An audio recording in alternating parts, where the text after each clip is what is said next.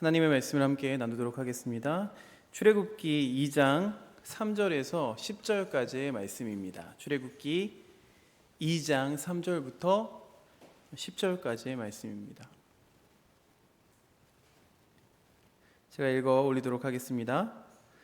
더 숨길 수 없게 되매 그를 위하여 갈대 상자를 가져다가 역청과 나무 진을 칠하고 아기를 거기 담아 나일 강가 갈대 사이에 두고 그의 누이가 어떻게 되는지를 알려고 멀리 섰더니 바로의 딸이 목욕하러 나일강으로 내려오고 시녀들은 나일강가를 거닐 때에 그가 갈대 사이에 상자를 보고 시녀를 보내어 가져다가 열고 그 아기를 보니 아기가 우는지라.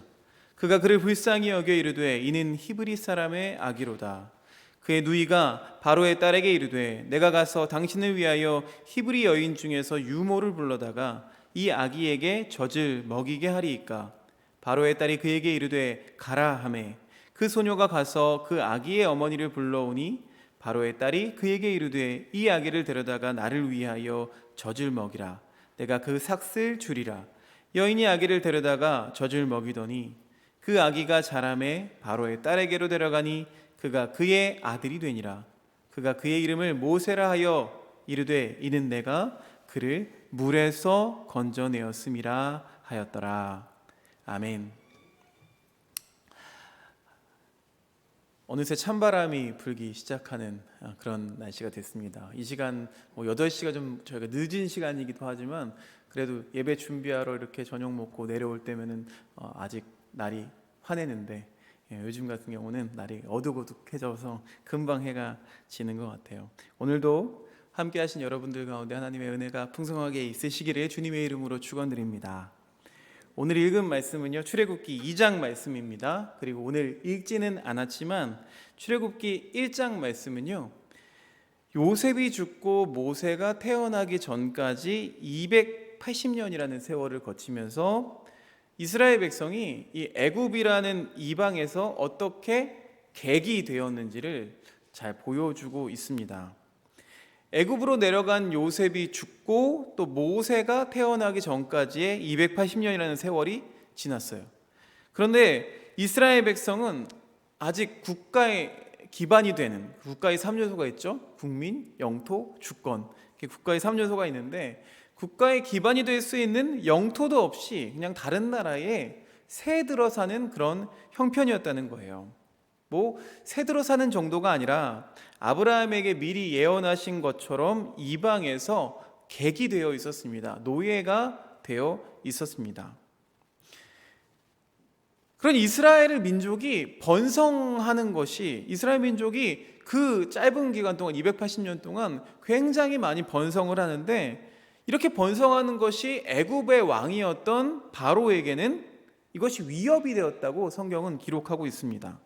이 바로가 느낀 첫 번째 위협이라는 게 무엇이냐면 이스라엘 백성이 혹시 애굽을 떠나지 않을까? 왜 그랬냐면요, 이스라엘 백성이 굉장히 큰 인력 시장이었습니다. 인력 풀이 있었어요. 그러니까 이 노예들이 수많은 일들을 해 주었다는 거예요. 그렇기 때문에 이스라엘 백성이 떠나는 것이 두려웠습니다. 두 번째 이스라엘이 위협이 된 이유는 이스라엘 백성은 그냥 그대로 숫자도 많고 강하다. 혹시 이 민족이 쿠데타를 일으키지 않을까라는 두려움이 있었다는 거예요. 역설적으로 두 가지의 위협이 존재하고 있었다는 거죠.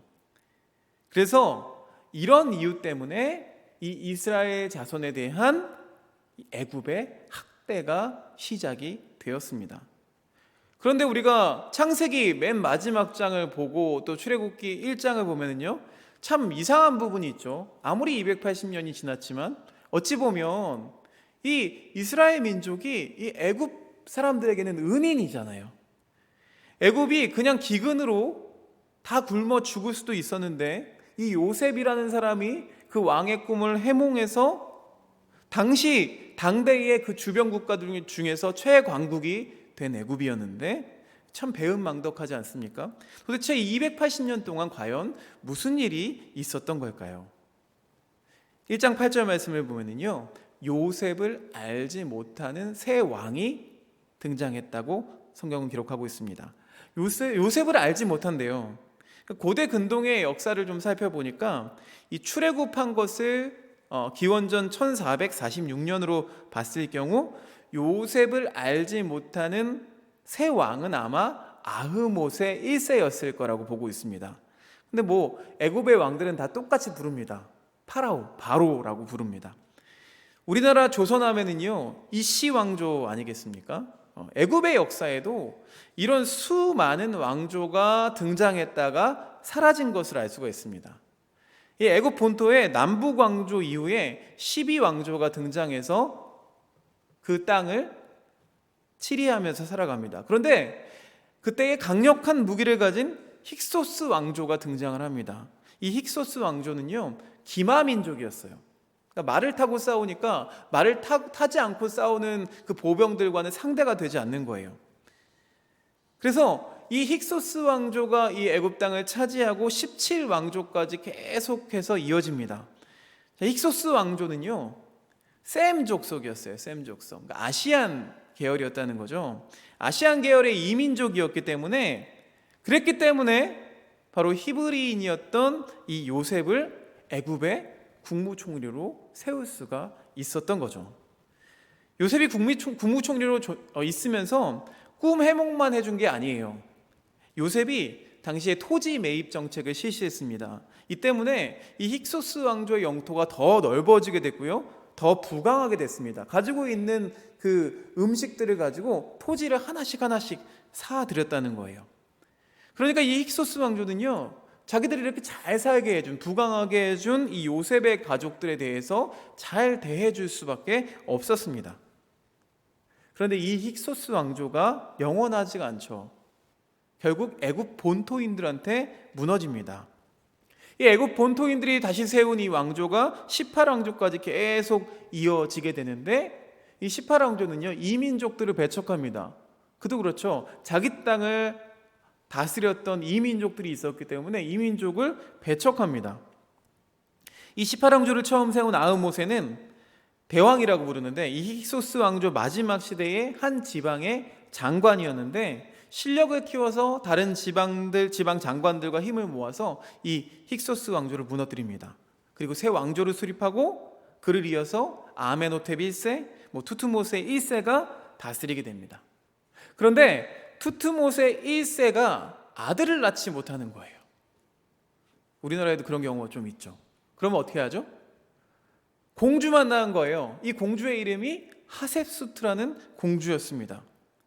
그래서 대를 잇기 위해서 이 하셉수트라는 공주가 이복 형제인 투트모세 2세랑 결혼을 합니다. 그런데 또 아들을 낳지 못하고 딸을 낳았어요. 딸 낳았어요. 저희 집도 딸인데 지금은 딸이 참 좋은데 이때는 딸이 안 좋죠. 근데 이 딸마저 일찍 죽어버려요. 이 투트모세 2세랑 하셉수트 공주 사이에서 아들이 계속 생기지 않자 이제 어떻게 할까요? 방법이 또 있죠. 후궁을 드립니다. 후궁을 들여서 투트모세 3세를 결국엔 낳게 됩니다. 그런데 이 아버지였던 투트모세 2세가 또 일찍 죽습니다. 그러니까 투트모세 3세가 나이도 어린데 어릴 때에 왕좌를 차지하게 되는 거예요.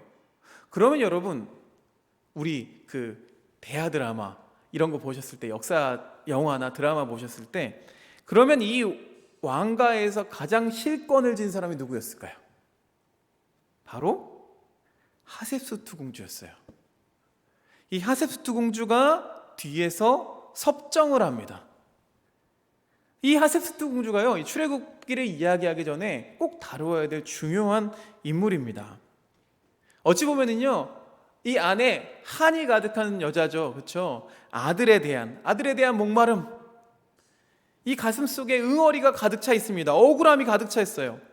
그런데 이 하셉수트 공주가 그런 응어리를 가득 안은 채 길을 가고 있는데, 나일강 갈대 숲 사이에 갈대 상자를 하나 발견하게 되는 거예요.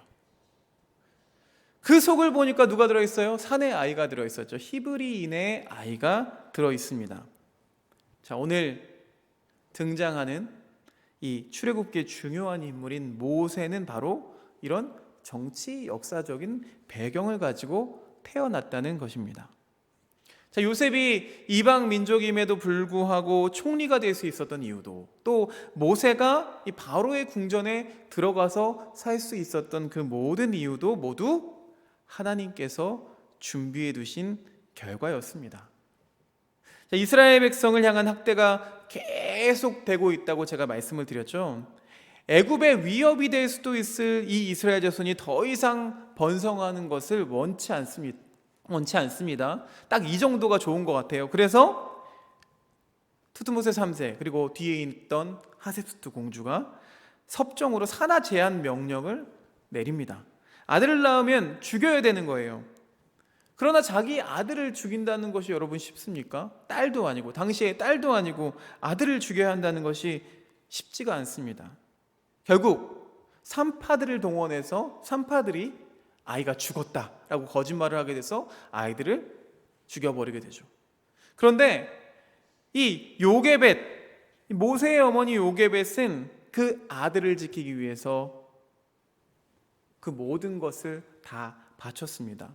마침 또 의로운 산파들을 만나서 도움을 받게 됩니다. 그런데 자녀를 키워보셔서 잘 아시겠지만 이 아이가 처음에는 배냇짓만 하고 낑낑낑 대다가 이제 한 100일쯤 되면은요, 이제 자기의 그 어떤 주체성을 드러내기 시작합니다. 울죠. 배고프면 울고, 졸리면 울고, 뭐 또 하나 뭐 있죠?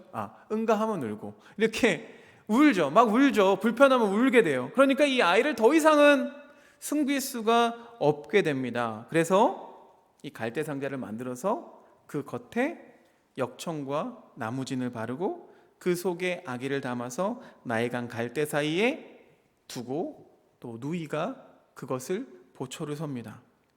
여기서 등장하는 이 갈대 상자, 히브리어로는요 테바라고 합니다.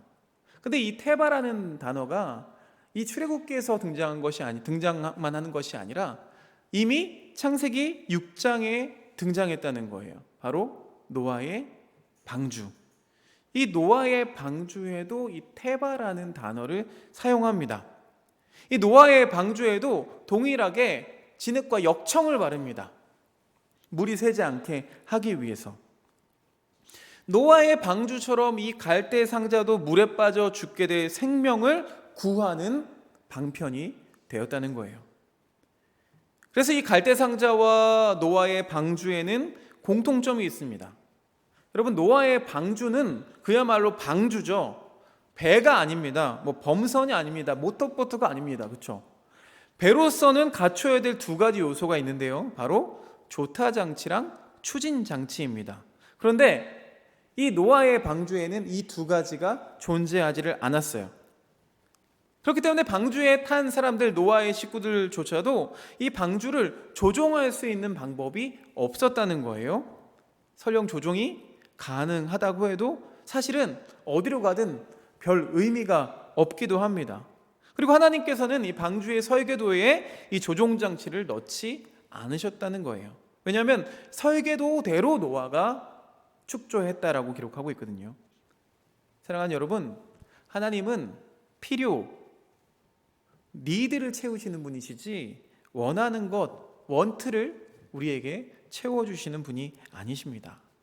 그래서 방주에는 이 조종장치가 없었다는 거예요.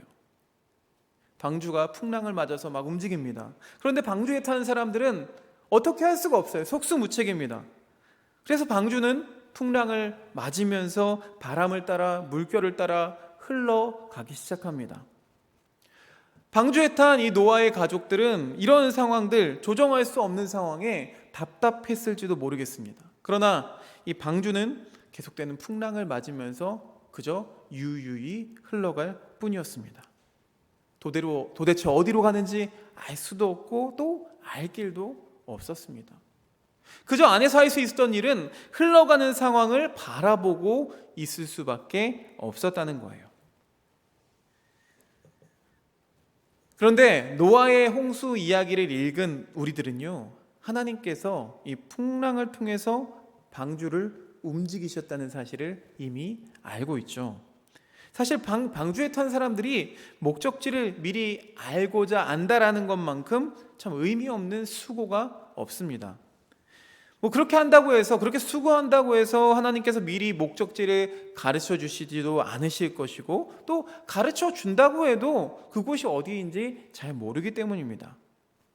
그러면 답답하다고 이 방주 밖으로 뛰쳐나갈 수도 없는 노릇입니다. 왜냐하면 방주 밖에는 생존의 길이 없기 때문이죠. 그럴 때는 어떻게 할까요? 어떻게 해야 할까요? 방주 안에서 즐길 방법을 모색해야 합니다. 방주 안에서 즐기는 방법이 무엇이 있을까요?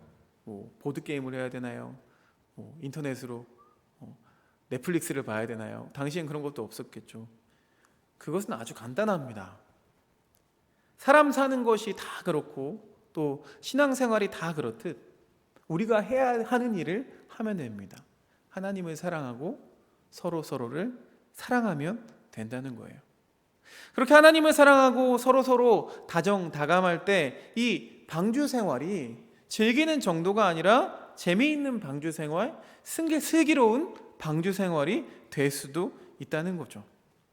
그러다 보면 어느덧 목적지에 도달해 있을 것입니다. 우리의 신앙생활도 마찬가지죠. 조종장치가 없습니다. 추진장치가 없어요. 이 계속되는 인생의 풍랑을 맞으면서 바람을 따라 물결을 따라 흘러 가는데 이게 도대체 어디로 가는지 알 수도 없고 알 길도 없습니다. 여러분, 우리가 경험하고 있는 지금 이 시대의 모든 일들이 그렇죠. 도대체 알 수도 없고 알 길도 없습니다. 제가 요즘 공부하면서 이 사회학 공부를 하면서 오늘로부터의 세계, 그 다음에 글로벌 뉴딜, 목사님 말씀하셨던 윌터 브루그만의 다시 춤추기 시작할 때까지 이런 책들을 막 읽고 있어요. 그런데 이 수많은 지성인들이 이야기하는 그 모든 예상이 이게 맞다라고 이야기할 수 있는 것이 하나도 없는 거예요. 정말 아무것도 알 수 없는 그런 시대를 우리가 살아가고 있습니다. 어떻게 나름대로 우리가 상황을 조정해 보려고 노력은 하고 있지만 그게 뜻대로 잘 되지를 않습니다. 그러면 답답한 가운데 우리가 할 수 있는 것은 무엇이 있을까요? 하나님께 부르짖는 일만 남았죠. 그래도 그렇게 우리가 부르짖어도 하나님은 앞날에 대해서 우리에게 제대로 알려주지를 않으십니다. 하나님의 응답이 있다면 고작 내가 너와 함께한다, 이것뿐입니다. 그렇게 답답한 상황을 경험하게 되면 우리 성도들의 반응은, 우리 믿는 사람들의 반응은 대체로 세 가지로 나누어지는데 안달하거나 원망하거나 불평하거나, 말씀드린 바와 같이 의미 없는 수고를 하게 됩니다. 또 그렇다고 우리가 하나님 치사해, 하나님을 떠나버린다면 그것은 방주 밖으로 뛰쳐나가는 것과 같습니다. 하나님을 사랑하고 서로 사랑하는 것이 바로 하나님의 뜻입니다. 안달, 원망, 불평, 불만 하더라도 이 상황이 바뀌지가 않습니다. 그런데 하나님 뜻대로 살면 처한 상황에 상관없이 즐겁고 재미있고 슬기로운 신앙생활이 될 줄로 믿습니다. 그렇게 하루하루를 살아가다 보면 곧 목적지에 도달해 있을 줄로 믿습니다. 사랑하는 여러분, 우리는 지금 갈대상자에 타고 있습니다. 방주 안에 올라가 있습니다. 자꾸 내 힘으로 무언가를 하려고 하고 또 힘을 내면 금방 힘이 들고 지치기 십상입니다. 그렇다고 아무것도 하지 말라는 뜻은 아닙니다. 우리가 해야 할 일은 내 갈 길을 정하고 방향을 정하는 것이 아니라 하나님이 우리에게 주신 우리가 해야 할 일, 하나님을 사랑하고 서로 사랑하는 데에 힘을 다해야 하는 것입니다. 오늘 이 갈대상자라는 이름과 똑같은 동명의 신앙도서가 한 권 있습니다. 평소에 간증을 다루는 신앙도서를 그렇게 좋아하지는 않지만 이 책을 한번 읽어본 기억이 있습니다. 전 한동대 총장이셨던 김영길 총장님의 삶을 바로 옆에서 지켜보고 동역했던 김희영의 사모님이 쓰신 책입니다. 그 책에 적힌 김영길 총장님은 이런 분이셨습니다. 이렇게 표현하셨어요. 남편은 자신의 사명을 외치는 소리라고 했다. 마이크가 소리만 전달하면 되지. 사람이 몇 명 왔는지 세는 것 봤소? 소리는 모양도 없고 형체도 없고 사명만 다하고 사라지는 것이라오. 나는 창조주 하나님을 증거하는 소리요. 혹 내가 하나님의 영광을 도적질할까 봐 늘 두렵소. 강의한 후엔 더욱 조심해야 한다오. 자칫하면 내가 하나님의 영광을 가로챌 수 있거든. 내 속에 은근히 사람들에게 칭찬을 받으려는 욕심이 있기 때문이지. 세상적으로 볼 때에 이분은 어디 하나 부족함이 없는 분이셨는데 왜 이렇게 어려운 길을 가셔서 사서 고생을 하셨을까? 이 책을 읽으면서 해답이 풀렸어요. 하나님은 이런 사람을 사용하신다는 거예요. 미련하지 하리 많지 우직하고 또 혹시라도 하나님의 영광을 자신이 가리는 것은 아닐까 하는 어떤 겸손함, 그리고 이 젊은 대학생을 자신의 아들처럼 아끼고 사랑하는 그런 뜨거운 가슴을 가지신 분이었기 때문입니다. 충분히 하나님이 쓰실 만한 분이셨죠. 우리가 하나님의 학교를 졸업한다는 것은 쉽지 않은 일입니다. 어차피 이 세상을 살면서 어떤 고난의 학교를 우리가 거쳐가야 한다면 하나님께서 도와주시고 승리가 확정된 그런 고난 학교를 가는 것도 멋진 일이라고 여겨집니다. 모세의 어머니 요게벳이 그 갈대 상자를 눈물로 만들면서 그것을 강가에 띄었을 때 이 강바람과 강에도 파도가 있죠. 그 강파도 속에서 하나님이 지켜주셨음을 오늘 이 말씀을 통해서 우리는 확인했습니다. 그것처럼 우리의 삶 속에서도 우리의 갈대 상자가 있을진데, 우리의 방주가 있을진데 중간중간에 폭풍이 오고 파도가 칠지라도 결국은 우리 하나님께서 안전하게 인도해 주실 거라는 것입니다. 그러고 보면 이 갈대 상자를 만든 이 요게벳 어머니의 눈물의 기도가 오히려 우리에게 지워진 숙제가 아닐까 싶습니다. 너희가 세상에서 환난을 당하나 담대하라, 내가 세상을 이기었노라. 우리 예수 그리스도께서 우리에게 주신 말씀입니다. 이 땅에 이 팬데믹의 이 공포가, 두려움이 언제 사라질지 알 수가 없는 상황입니다. 이 10개월 동안 이 사역을 거치면서 제가 이제 부임한 지 딱 1년이 됐더라고요. 지난주가 딱 1년이 되는 주였는데 1년 동안 성도들의 얼굴을 제대로 본 게 몇 주가 안 됩니다. 그렇죠? 거의 10개월 가량을 이렇게 온라인이나 이제 현장 예배 오시는 분들은 볼 수 있지만 오지 못하신 분들은 지난 겨울에 뵙고 다시 찬바람 불 때까지 뵙지 못한 분들도 참 많이 있더라고요. 목회하면서 이런 경험도 하는구나, 참 어려운 시기를 겪고 있구나 라는 생각을 했습니다. 그럼에도 불구하고 이 말씀을 통해서 하나님이 우리에게 주신, 저에게 주신 하나님의 메시지가 있다면 이런 상황에서 우리가 함께 방주에 올라타 있는 이때에 우리가 해야 할 일에 대해서 다시 한번 일깨워 주셨습니다. 하나님을 사랑하고 서로를 사랑하면 우리의 이 슬기로운 코로나 생활, 아름다운 코로나 생활이 이어질 수 있지 않을까라고 생각했습니다. 마음대로 되지 않아서, 멋대로 되지 않아서, 우리가 방향을 조정할 수 없어서 불평하고 원망하고 이런 일들이 우리에게는 얼마나 많은지 모르겠습니다. 그러나 하나님은 우리를 갈대 상자에 태우기를 원하십니다. 방주에 태우기를 원하십니다. 어디로 갈지 알 수 없습니다. 무동력입니다. 추진장치도 없고 조사장치도 없지만 그럼에도 불구하고 우리를 선하게 이끄실 그 하나님을 찬양하며 오늘도 우리의 이 기도의 시간에 우리의 뜻을 이야기하는 것이 아니라 하늘의 뜻을 구하고 또 갈대상자를 만들면서 눈물로 기도했던 그 요게벳의 기도처럼 우리의 자녀들, 앞으로 이 시대를 살아가야 되는 우리의 자녀들을 위해서 기도하는 그런 시간이 되기를 간절히 소망합니다. 우리 같이 기도하기 원합니다.